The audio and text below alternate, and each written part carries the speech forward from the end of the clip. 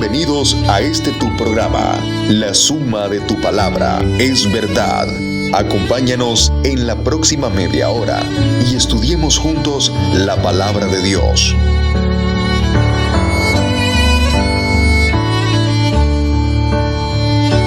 Bueno, el día de hoy te saluda tu hermano Carlos López. Quiero informarte de que el día de hoy quizás no tengamos una enseñanza como tal. Sin embargo, el propósito y la intención siempre es hablar de la palabra de Dios y que esto pueda ser de grande bendición y de grande edificación. El día de hoy me acompaña acá mi hermano Silvio, el cual nos va a explicar cuál va a ser la dinámica de esta mañana. Buenos días a todos los oyentes, ¿verdad? De este programa. Como bien decía el hermano, hoy vamos a tener una dinámica diferente. Hemos terminado la serie de enseñanzas sobre la salvación. La grandeza de la salvación han sido enseñanzas de mucha bendición para todos nosotros. Y hoy pues consideramos necesario reafirmar o confirmar algunos temas que se han venido abordando y que vamos a repetir para que podamos quedar claros de las dudas que han ido surgiendo durante estos últimos 6 o 7 programas, ¿verdad, Carlos? Así es. Más o menos 6 o 7 programas. Y la gran pregunta que surge para todos nuestros oyentes y para uno mismo es, ¿puede uno saber si es salvo o no, Carlos? Por supuesto. ¿Qué te parece, Silvio, si antes de iniciar las preguntas oramos y le ponemos en mano a Dios y nosotros empezamos con esa pregunta? Vamos a orar entonces.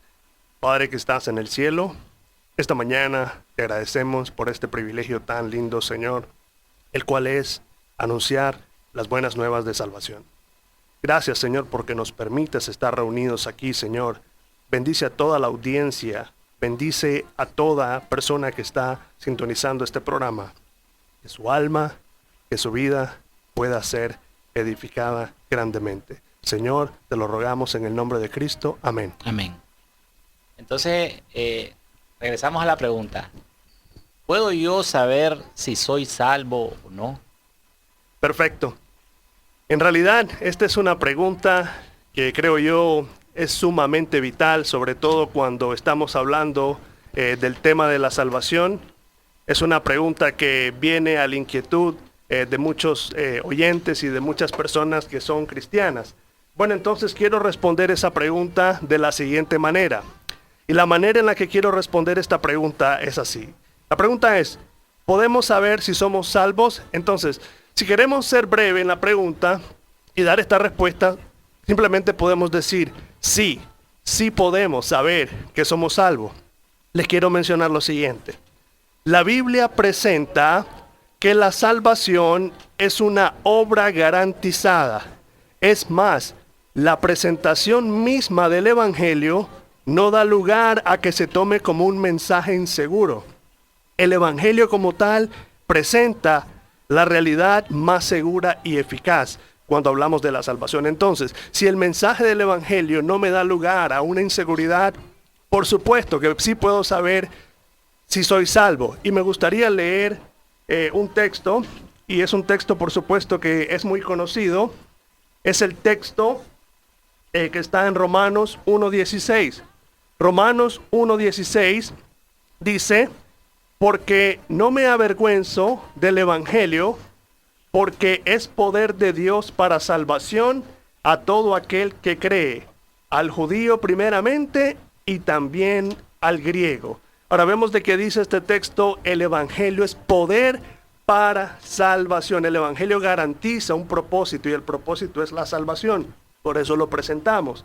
Otro texto que puedo citar es cuando el apóstol Pablo se encuentra con el carcelero de Filipo y él preguntó cómo podía ser salvo. Entonces ellos vienen y le contesta Pablo a este hombre, cree en el Señor Jesucristo y serás salvo tú y tu casa. Vemos que le dice, cree y serás salvo tú y tu casa. Es decir, hay una garantía, ¿verdad? Entonces, sí podemos saber que somos salvos. Pero esta pregunta también tiene implícita otra pregunta. Sí, ahora, antes que continúe, estamos en la generación de la gracia barata, donde si vos entras a cualquier iglesia y vos preguntás a todas las personas, ¿usted es salvo? Y esta persona te va a decir, yo soy salvo.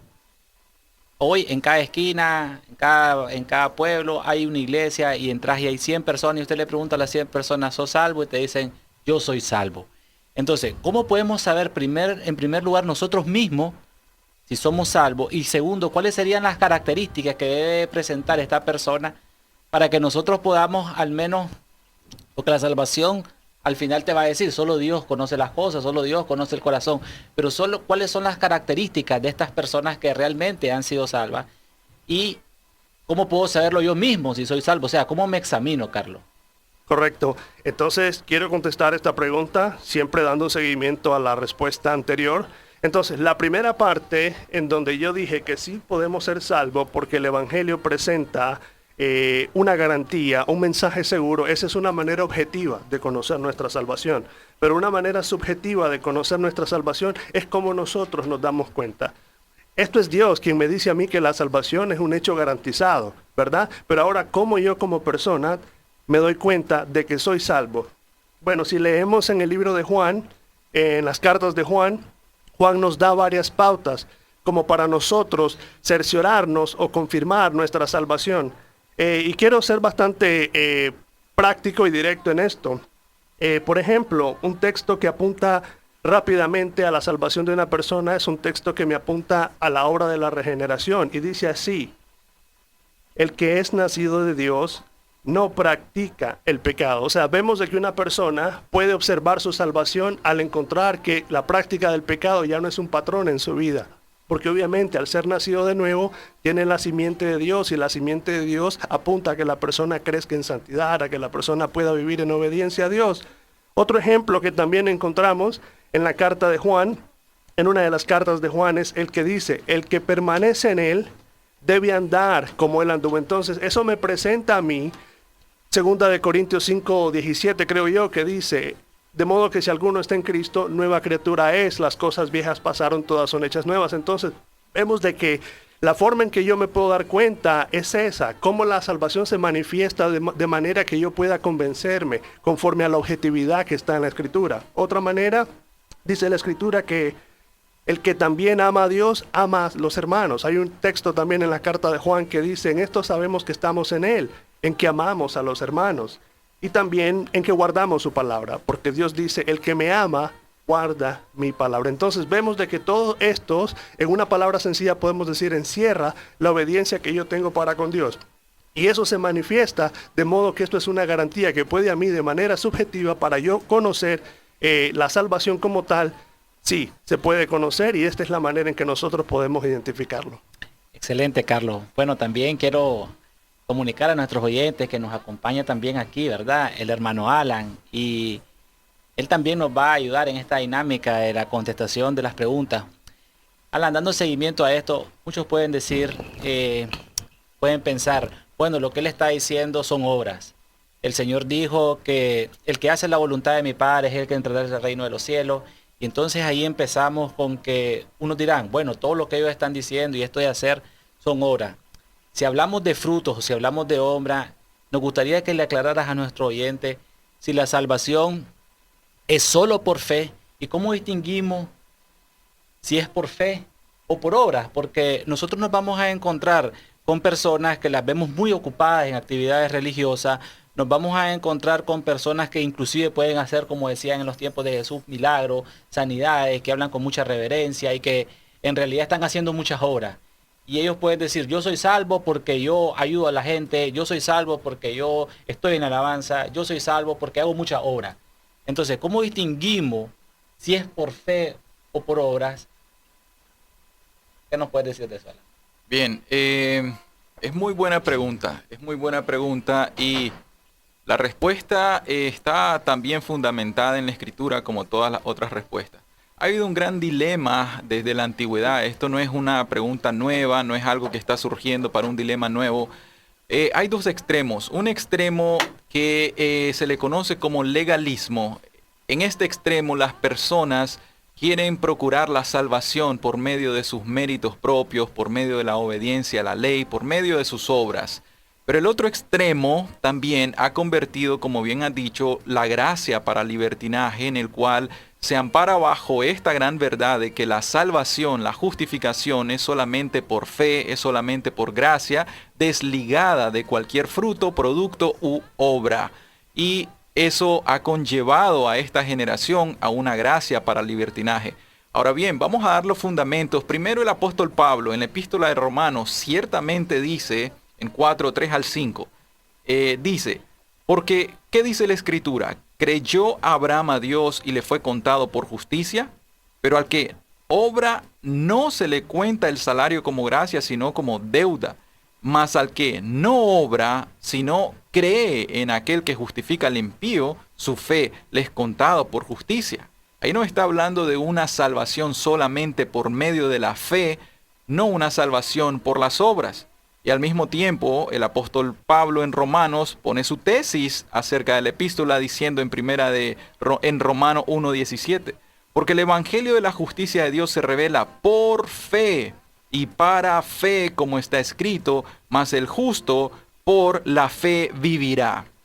La primera respuesta es, evidentemente y ciertísimamente, la salvación es solamente por medio de la fe en el Señor Jesucristo. Sin embargo, la Escritura no se queda mutilada en esa primera verdad. La Escritura, como bien decía mi hermano Carlos, la Escritura nos habla de que cuando la persona es regenerada, el Espíritu Santo se implanta en el corazón del creyente, cambiando todo su ser, cuerpo, alma, espíritu, absolutamente todo. Y entonces ahora el Espíritu Santo que mora en el corazón del creyente va a producir una vida espiritual. Lo que el apóstol Santiago nos demuestra en su epístola, en el capítulo 2, vamos a leer el versículo 14. Dice, hermanos míos, ¿de qué aprovechará si alguno dice que tiene fe y no tiene obras? Ahora pregunta, ¿podrá la fe salvarle? Y en el versículo 17 dice, así también la fe, si no tiene obras, es muerta en sí misma. ¿Está contradiciéndose la Biblia? ¿Santiago contradice a Pablo? En ningún momento. Lo que es evidente acá es que si uno tiene una verdadera fe salvífica, una fe que le justifica delante de Dios por medio del sacrificio de Cristo Jesús, el Espíritu Santo le va a santificar y una persona santificada va a producir frutos de vida espiritual. ¿Frutos como cuáles? Como frutos de arrepentimiento, fruta de una vida práctica de santidad, frutos de una vida de comunión con Dios, frutos de amor, frutos de perdón. Este tipo de fruto al final viene siendo una buena obra, pero es un producto de la salvación. No es que se va a ganar la salvación por los méritos, sino que la verdadera fe, la cual salva al pecador delante de Dios por medio de Cristo Jesús, va a producir por el Espíritu Santo una obra o evidencias para que esta persona ahora viva para Dios como evidencia, sí, no como ganándose la salvación. Excelente. Entonces sí podríamos afirmar, ¿verdad?, que la salvación en ninguna forma depende de obra, sino que la salvación verdadera produce pruebas. Es así, ¿verdad? Produce pruebas por las cuales podemos estar confiados de nuestro bienestar con Dios. Así es. Te voy a dar un ejemplo, Silvio, que es muy importante. Cuando un enfermo va donde un médico, el médico tiene que hacerle un sinnúmero de diagnósticos, una tomografía, radiografía, exámenes de laboratorio de sangre, etcétera, de manera que le da un diagnóstico y dice, sí, esto es cáncer, o después que le operó el médico le dice, el cáncer tuyo ha sido completamente erradicado después de la quimioterapia, la radioterapia y la operación. Si hay evidencia de que hay patología o hay evidencia de que ya no hay enfermedad, entonces eso quiere decir de que así la misma vida espiritual, un verdadero cristianismo en nosotros se va a producir o manifestar por evidencias. Si nosotros vemos que un cristiano anda en la práctica cotidiana de pecados, un ejemplo, mentiras, codicias, fornicación o adulterio, entonces ¿qué diremos? ¿Es un verdadero cristiano? Y eso va a ser motivo de que nosotros hagamos una siguiente pregunta para profundizar un poco más. Excelente punto. Y más adelante en esta dinámica vamos a hablar un poco sobre la santidad práctica, sobre qué es la santidad. Carlos, hablábamos un poco antes de empezar el programa que Efesios 2:8-9 dice, porque por gracia sois salvos por medio de la fe, Y esto no es de vosotros, pues es don de Dios, no por obras para que nadie se gloríe.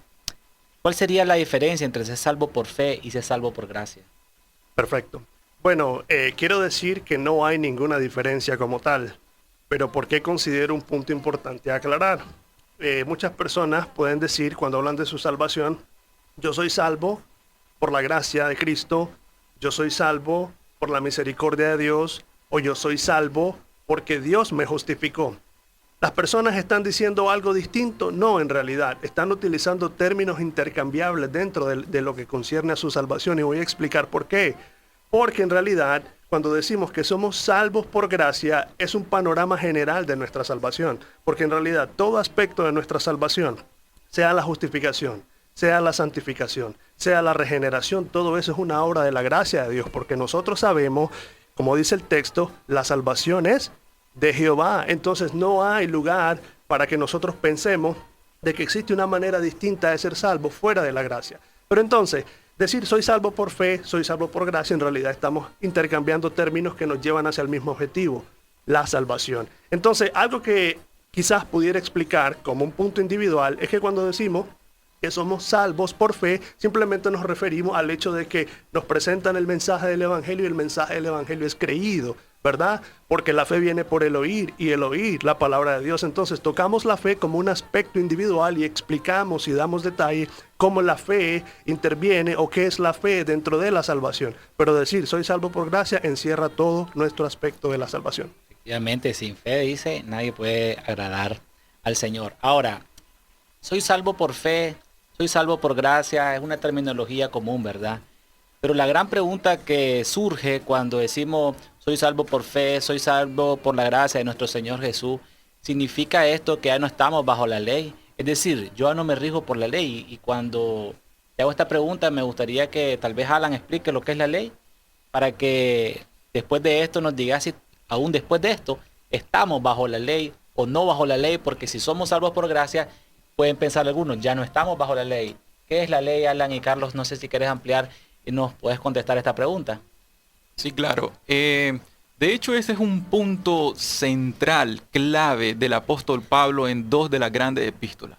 La primera epístola es la epístola a los Gálatas, y la segunda epístola en el cual extiende toda esta doctrina es la de a los romanos. Este es un tema central. Cuando el apóstol Pablo estableció estas congregaciones, estas iglesias en estos distintos lugares, en el sur de Galacia, en Roma, etcétera, bueno, aunque él, la tradición dice que no fue quien implantó la iglesia en Roma, pero él llegó allá.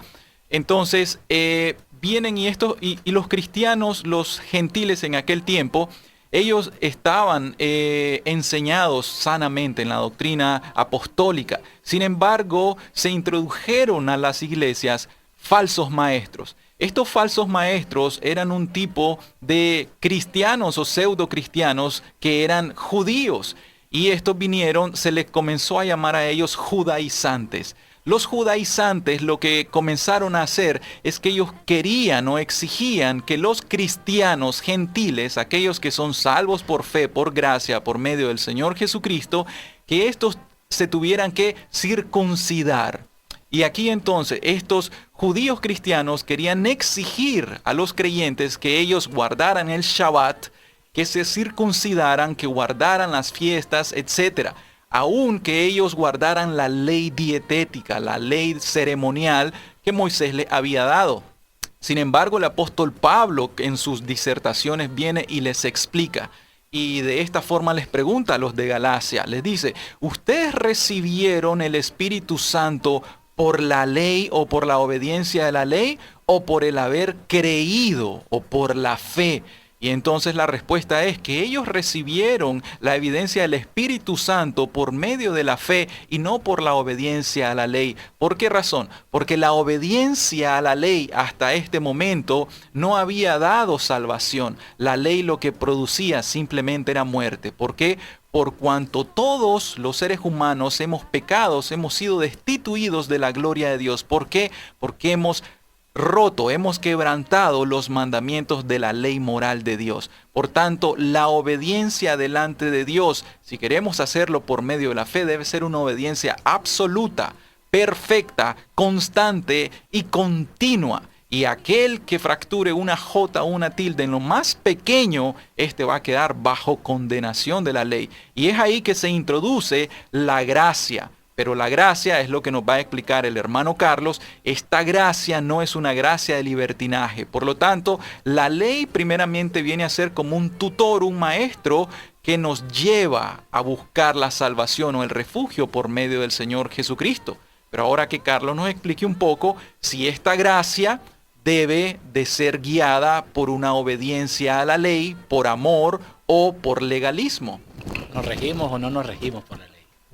Bueno, en realidad yo quiero explicar un punto muy importante y como el hermano mencionó, el apóstol Pablo trata este asunto en la carta a los romanos. Y me encanta cómo Pablo presenta esto porque obviamente él conoce a su audiencia.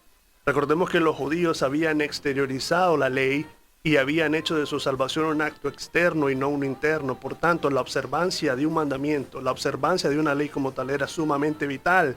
Pero recordemos que el Señor censuró ese tipo de obediencia externa y no tener una garantía interna, porque Él les dijo, ustedes limpian lo de afuera del plato, pero por dentro ustedes dejan el plato sucio, como queriendo decir, aunque ustedes aparentan guardar la ley externamente, internamente ustedes todavía no están ligados a una obediencia como debe ser. Ahora les quiero explicar algo. Cuando el apóstol Pablo presenta la salvación por gracia, obviamente hay un público judío, él tiene un público que está obviamente visionado, si lo puedo decir así, en cuanto a la observancia de la ley de una manera externa. Entonces, me encanta que el apóstol Pablo se adelanta al pensamiento de la parte opuesta y él mismo se hace una pregunta. En Romanos 6:15 dice el apóstol Pablo, ¿qué pues? ¿Pecaremos porque no estamos bajo la ley, sino bajo la gracia? Y dice el apóstol Pablo, en ninguna manera. La expresión ahí, en ninguna manera, es la expresión en griego megenoito, que la palabra quiere decir absolutamente no, algo que no da lugar a una posibilidad de otra cosa. Entonces el apóstol Pablo está diciendo acá, si bien es cierto, no estamos por la ley, si bien es cierto, la observancia de la ley no me salva, una cosa debo entender, la gracia como tal en Jesucristo me atribuye una obediencia perfecta. Quiero explicar esto. Esa obediencia perfecta se llama Cristo, el que cumplió la ley a su cabalidad. Porque la Escritura dice que por la obediencia de uno, los muchos serán constituidos justos. Ahora bien, la ley en mí no viene a ocupar ahora un papel meritorio para yo alcanzar la salvación, sino un papel santificador, un papel en el que yo demuestro mi amor y obediencia a la ley. Porque si no, la Biblia no dijera, el que me ama, guarda mis mandamientos, y mis mandamientos no son gravosos. Y es más, quiero explicar una cosa, la gracia como tal nos lleva a crecer en esa obediencia recta a los mandamientos de Dios. Creo que en la carta a Tito, si no me equivoco, es en el capítulo 3, que dice así, que la gracia nos enseña a que renunciemos a los deseos mundanos, a la impiedad, a la injusticia. Entonces, ¿qué me está diciendo ahí? Que la gracia tiene un resultado y si me va a enseñar a renunciar a la impiedad, a la injusticia, eso me da lugar a pensar lo siguiente, que me enseña a conformarme a los principios santos y correctos del Señor. Amén. Sabemos que la gracia, ¿verdad?, es un favor inmerecido que nos da nuestro Señor Jesucristo. Hoy en día hay muchos predicadores y básicamente en todos los púlpitos se predica grandemente la gracia, inclusive hay predicadores que tienen una buena doctrina en el sentido del pecado y también predican contra el pecado fuertemente, pero aquí surge una pregunta que es elemental para nuestros oyentes entender. ¿Hay necesidad de arrepentimiento para salvación? Porque yo he escuchado grandes predicadores con muchos libros, con mucho conocimiento, predican contra el pecado, predican la gracia, pero no los escucho hablando de arrepentimiento. Entonces, ¿hay necesidad de arrepentimiento, Carlos, para salvación? Por supuesto, quiero iniciar diciendo lo siguiente, una presentación del Evangelio sin el arrepentimiento es un mensaje incompleto. ¿Y qué es arrepentirse, Carlos? Bueno, en términos sencillos, arrepentirse es como dice Isaías 55:7, deje el impío su camino y el inicuo sus pensamientos y vuélvase a Jehová, el cual tendrá de él misericordia y será amplio en perdonar. Ahora quiero aclarar una cosa, aunque la salvación es totalmente por gracia, el arrepentimiento siempre es una parte elemental e infallable dentro de nuestra salvación y voy a explicar por qué. Porque el arrepentimiento, aunque no apunta a que ganemos la salvación, el arrepentimiento es una obligación moral de cada ser humano para con Dios. Porque Romanos nos dice, por cuanto todos pecaron, están destituidos de la gloria de Dios. Y en Hechos 17:30 dice el Señor, por tanto dice el Señor, manda ahora en todo lugar a todos los hombres a que se arrepientan. Yo quiero explicar algo. El arrepentimiento no es una súplica de Dios para el ser humano. El arrepentimiento no es una condición. El arrepentimiento es un deber, es un mandato divino, porque dice, manda a todos los hombres a todo lugar a que se arrepientan. El Señor no dice, si quieres te puedes arrepentir. Es un deber por cuanto todos pecaron y han quebrantado la ley moral santa de Dios. Excelente. Solo para ahondar un poco más y que nuestros oyentes pues no llevarlos tan, yo creo que es mucha la información, y si hay necesidad de continuar en el siguiente programa, así va a ser. Es posible que yo me esté arrepintiendo, es decir, supone que yo soy un chismoso y yo digo que soy salvo, yo he conocido al Señor, pero resulta que yo al día siguiente que digo que me arrepentí, vuelvo a escuchar chisme, vuelvo a andar en chisme, y en la noche le oro al Señor y le digo, Señor, ya me arrepiento de haber sido chismoso hoy, pero al día siguiente vuelvo a ser chismoso. Y vuelvo a ser chismoso. Y pasa el tiempo y he dejado muchos pecados exteriores, pero sigo en el chisme. Sigo viendo en el Facebook, en el WhatsApp, qué es lo que la gente está haciendo y contándoselo a otros y chismeando. ¿Es eso arrepentimiento? ¿O qué no es arrepentirse? Bueno, en realidad, para ser honesto, primero yo apuntaría a observar, como dice el apóstol Pablo, examinaos a vosotros mismos si estáis en la fe. Porque recordemos una cosa, la salvación apunta a un cambio que tiene una nueva dirección, ¿verdad? Porque la Biblia dice claramente, el que ha nacido de Dios no practica el pecado. Ahora, no estoy diciendo que nosotros como seres humanos somos personas perfectas y que no somos vulnerables, no tenemos tentaciones, inclusive no podamos caer en algún momento en un pecado. No estoy refiriéndome a eso. Pero la constancia de un creyente es ir creciendo en santidad. Es ir progresando. Entonces, al ver yo esto, yo puedo observar un patrón constante de estancamiento, que a mí me dice que hay un indicador que me da una alerta. Y esa alerta puede ser que quizás yo no he examinado todavía algo en lo profundo de mi corazón que me ha dejado estancado en ese lugar. Gracias, Carlos. Hablaste de dos conceptos. Santidad creciente, santidad progresiva. Ir creciendo en santidad, y dijiste santidad progresiva. Lamentablemente hoy no tenemos mucho tiempo para continuar, pero vamos a hacer una segunda parte y vamos a abordar un poco sobre la santidad práctica. Vamos a hablar un poco sobre el bautismo. Vamos a ahondar un poco más sobre el arrepentimiento. Y vamos a abordar otros temas que no se pudieron concluir el día de hoy. Vamos a invitarlos a todos, ¿verdad? Que si tienen preguntas, a que si quedan algunas dudas, pues nos escriban para poder nosotros en el siguiente programa ahondar más en estos temas, que siento que este programa es necesario por una simple razón. Porque vamos a hablar de lo que la gente no quiere hablar, de lo que en los púlpitos no se quiere hablar. Entonces nos despedimos. Carlos, gracias. Agradecemos tu sintonía y te esperamos nuevamente en el próximo programa. Dios te bendiga.